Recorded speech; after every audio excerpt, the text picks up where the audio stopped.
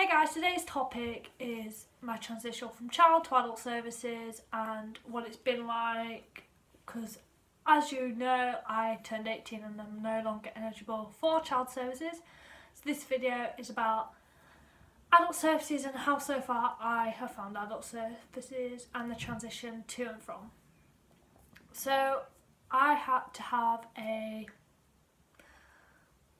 meeting with my CAMHS people towards the end of my eligibility from CAMHS.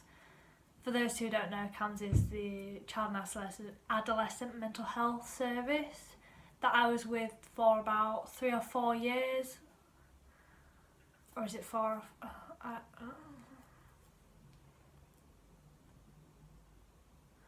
4 or 5 years actually.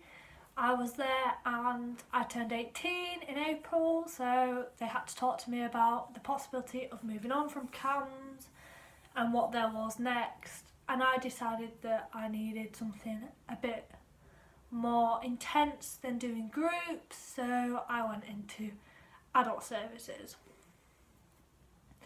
I have no idea what the adult services I am with is called, I just know it's called adult services. And when I first got transitioned, I had a meeting with my 2 CAMHS workers and the assessment worker who assesses whether you are eligible for adult services.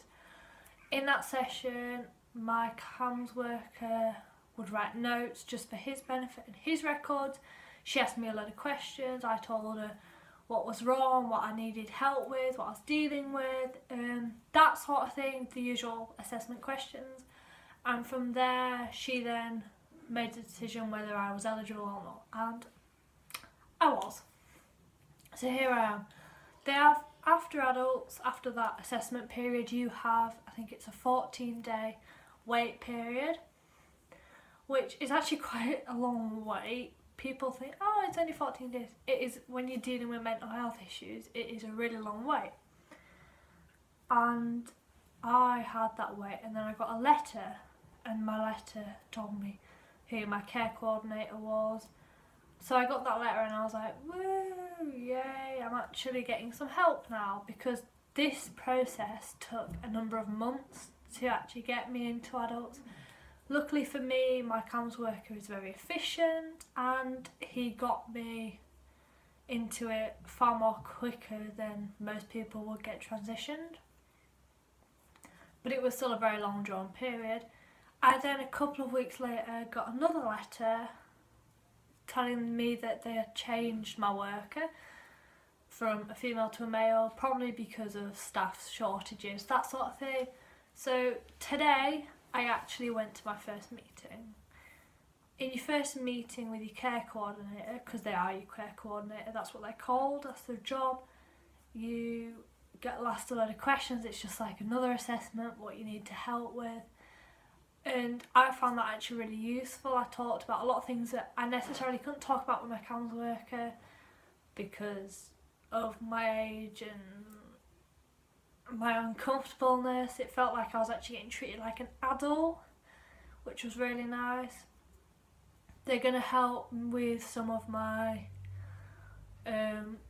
work with flashbacks, that sort of thing, which CAMHS never did. They understand how I felt about my CAMHS work, which was really nice. And he, because I'm seeing a man, he says that now he understands how I feel and how I felt in the service. He's like going to try his best to avoid all of that, which will be really nice. Yeah, I think that is about it. It's just a load of questions for your first session. Sessions can vary. The length of mine. Luce, do you know how long my session was today? 40 minutes or so? Yeah, mine was about 5 minutes, which is a bit long for a usual session. They take, usually, you have a 30-minute slot, whatever, but mine was a bit over because there was just so much to go over with. Adults is obviously different from CAMHS because a lot of it is you have to do yourself. It's not them doing it, you have to actually want to do it. If you don't want to do it, then you just get discharged, whether you are on the verge of a breakdown, whatever, if you're not ready to recover, they're not going to keep you in the service because their services are so limited. So yeah, that's sort of like an update and just a quick brief overview of adult services. Try to make this as short as possible. That's it.